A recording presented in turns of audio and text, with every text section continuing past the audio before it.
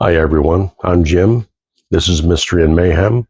Today we're going to talk about Occult Detective October.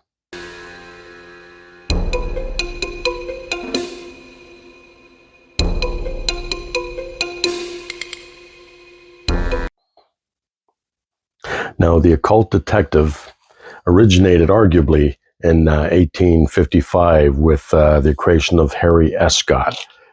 Others believe that it might have been with the creation of Algernon Blackwood's John Silence, or interest might have begun when Arthur Conan Doyle wrote The Hound of the Baskervilles, with Sherlock Holmes and Watson chasing a spectral hound across the moors. But that one ended with a decidedly unsupernatural conclusion. But regardless of the occult detective's origins, he's had a long and robust fictional life since those times, and even more so to this day. But the occult detective doesn't seem to have as popular a presence as his or their unsupernatural cousins, the private investigator, the police officer, the amateur detective. So it's nice to see more of these occult detectives because it's very interesting. I managed to scour my bookshelves, and I normally don't go out of my way to collect occult detective, but I had quite a few on my shelf because there's so many out there. And so in honor or to celebrate Occult Detective October, the book tag created by MJ over at Reading This Life, I'm going to show you my TBR for Occult Detective, which is coming very soon. So I'm going to start with this book called Murder and Magic by Randall Garrett. Now, this character, his name, the name of the detective or investigator is Lord Darcy. And he lives in a world, an alternate history where magic rules instead of science. So he's the main criminal investigator for the Duke of Normandy. Now, there was 10 short stories written by him and one novel called Too Many Magicians. And there was also 2 novels written by a friend after Randall Garrett passed away. So I'm really looking forward to this one. I'd never heard of this character before. I bought the book at a used bookstore ages ago, and it's been sitting on my shelf all this time. So I'm kind of excited to get into that one. Next, and a lot of you might know this character, he originated in Weird Tales along with Robert E. Howard's characters and Jules de Grandin by Seabury Quinn. Now, this character apparently was even more popular than Conan at the time.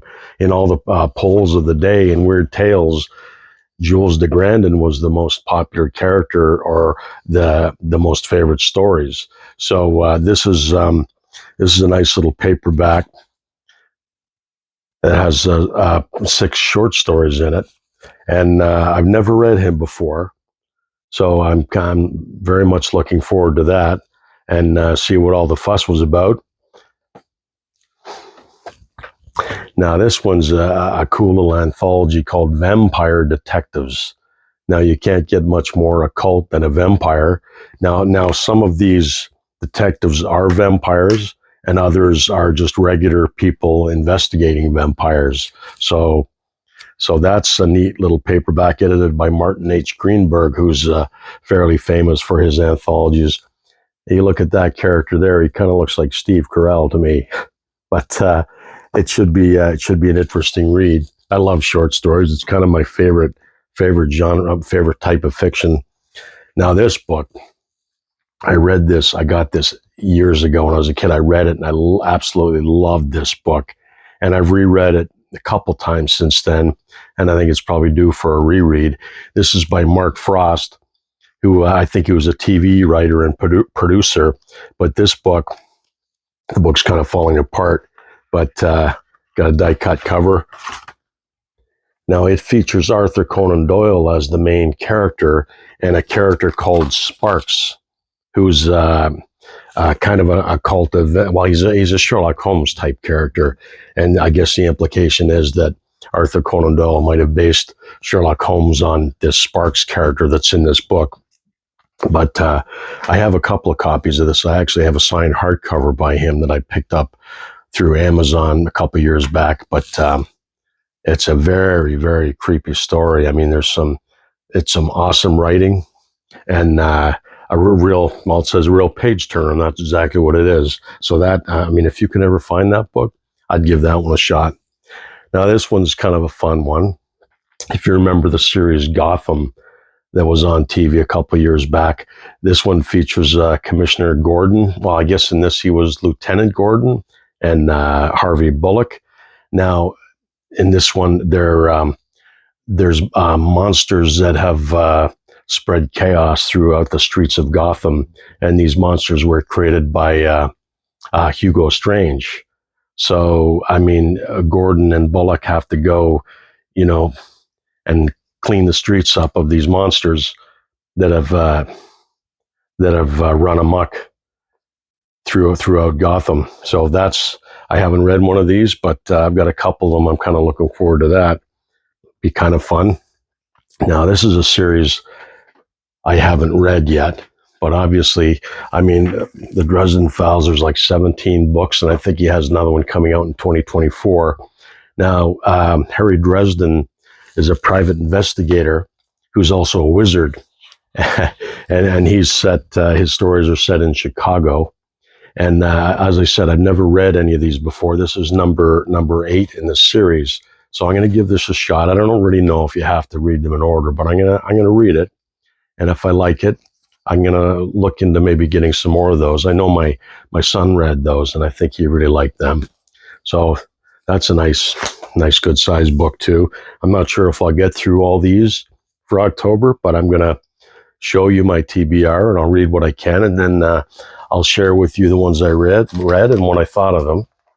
So the next one is called Black Magic Woman. This is the first in a series of, I do believe it was 6 novels, and that's a team of investigators. The Quincy Morris is a private investigator, and his partner is a white witch, Libby Chastain. So he's a supernatural investigator, and the pursuit takes them to the mysterious underworlds of Boston, San Francisco, New Orleans, and New York, stalking a prey that is determined to stay hidden. So out of all of them, I think I'm really kind of looking forward to this one too. It's got an edgy cover, and it might be kind of neat to read. So I'm looking forward to that one. And I have another anthology here called Supernatural Noir. I got this one years ago, and there's only a couple of authors in here that I know. Joe R. Lansdale, Caitlin R. Kiernan, but there's quite a few in there. So I'm going to give that one a shot. I mean, again, I love short stories, and that'll be fun. Oh, and I was going to do this video earlier in the week, but I was waiting for this book to arrive, and it finally did yesterday.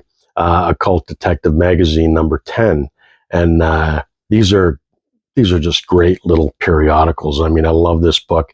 Now, I heard that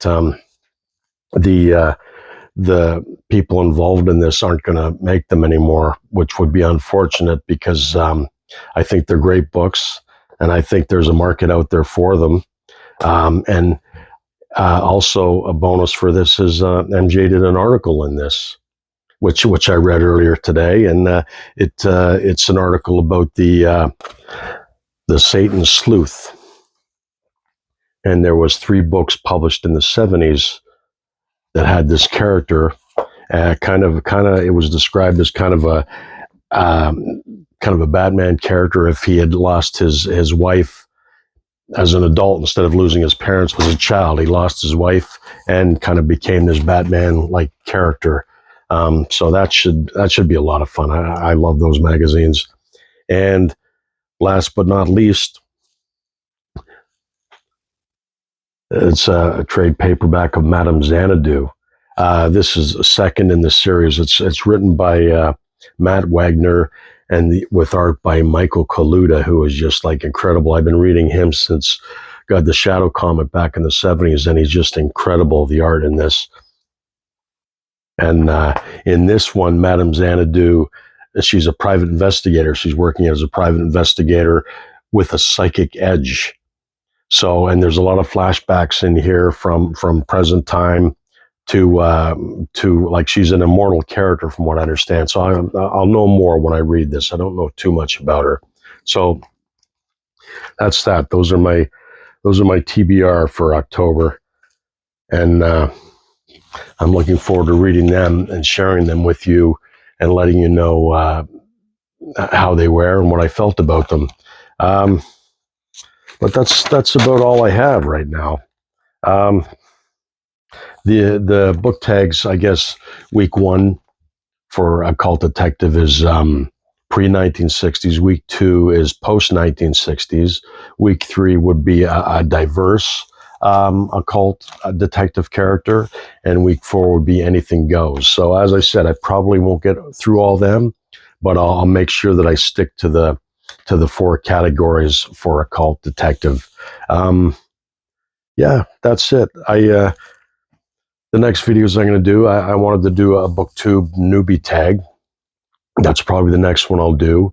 And I also wanted to do something for Michael K. Vaughan's Sumerian September, which I got in a little late because I just started doing these. So, but I want to put something up for that because, I mean, I love Conan and Robert E. Howard. So, I mean, that's a natural for me.